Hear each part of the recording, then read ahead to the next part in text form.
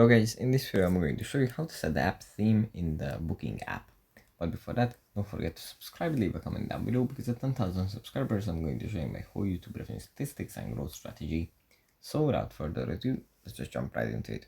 First we have to open up the Booking app.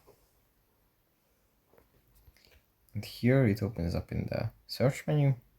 From here we just have to go into the profile menu, scroll down, tap on settings, and then under appearance we can select from three options. It's either light mode, dark mode, or use device settings.